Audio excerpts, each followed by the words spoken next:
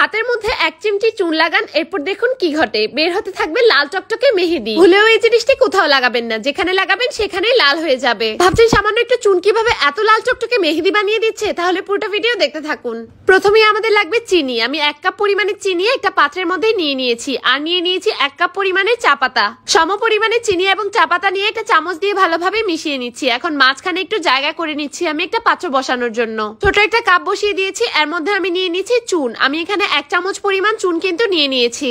আর লাগবে যে কোনো কাপড় কাচার সাবান। কাপড় কাচার সাবানে ক্ষার বেশি হয়, এজন্য এই সাবানটাই আমি এখানে ব্যবহার করব। সাবানটা দেওয়ার পর আমি এটা চামচ দিয়ে ভালোভাবে এটাকে মিশিয়ে দিচ্ছি। পাত্রটা চুলায় বসিয়ে দেওয়ার আগে আমি চুনটাকে সরিয়ে রাখছি এবং ঢাকনা দিয়ে ভালোভাবে ঢেকে দিচ্ছি। 5 মিনিট ঢেকে রাখার পর দেখতে থাকবেন চা পাতা আর চিনি গুলে একদম পানি কিন্তু উঠে গিয়েছে।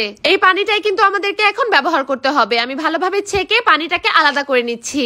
চা পাতার যে অবশিষ্ট অংশটা রয়েছে সেটা কিন্তু আপনারা ফেলে দেবেন না, চুল রং করার কাজে কিন্তু ব্যবহার করতে পারবেন। এখন চুন আর সাবানের মিশ্রণের উপর চা পাতা আর চিনির গরম গরম মিশ্রণটা কিন্তু 1 চামচের মতন ঢেলে দিতে হবে। এরপর ভালোভাবে এটাকে মিশিয়ে নিতে হবে। গরম চা পাতার তাপে কিন্তু সাবানটা হালকা হালকা করে গলতে থাকবে। দেখতেই পাচ্ছেন এটা ভালোভাবে গলে গিয়েছে। এখন আমাদের লাগবে কাঁচা মেহেদি বাটা। আপনারা চাইলে এখানে মেহেদির যে গুঁড়া পাওয়া যায় সেটাও কিন্তু ব্যবহার করতে পারবেন। 2 চামচ পরিমাণ কাঁচা মেহেদি বাটা কিন্তু আমি এখানে ব্যবহার করছি। চা পাতার মিশ্রণের উপর মেহেদি বাটাটা দিয়ে আমি ভালোভাবে এটাকে মিশিয়ে নিব। এখন চুন আর সাবানের যে মিশ্রণটা ছিল সেটা হাতে হাতে আলতো আলতো করে আমি নখের উপরে আলগা আলগা করে লাগিয়ে নিচ্ছি। আপনারা চাইলে যে কোনো কটন বার দিয়েও কিন্তু এই কাজটা করতে পারবেন। আমি হাতের আঙ্গুল দিয়ে কিন্তু নখের মধ্যে লাগিয়ে এটাকে 2 থেকে 3 মিনিটের মতন রেখে দিব। এরপর আমি ভালোভাবে এটা নরমাল পানি দিয়ে ধুয়ে নিব। ধুয়ে নেওয়ার পর হাতটাকে ভালোভাবে মুছে আমি এর উপরে মেহেদির যে বাটাটা রয়েছে সেটাকে লাগাতে থাকবো।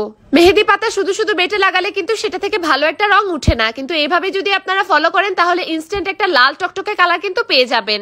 শুধু লাগাবেন, এরপর উঠিয়ে ফেলবেন, আর দেখবেন কিভাবে লাল টকটকে হয়ে গিয়েছে। কখনো কি দেখেছেন মাত্র 5 মিনিট রাখার ফলে এত লাল টকটকে হয়ে গিয়েছে? শুধুমাত্র চুন দেওয়ার কারণে কিন্তু এত পরিমাণে লাল হয়ে গিয়েছে। আমি টিস্যু দিয়ে ভালোভাবে মুছে মুছে আপনাদেরকে দেখাচ্ছি এটা কতটা পরিমাণে লাল টকটকে হয়ে গিয়েছে।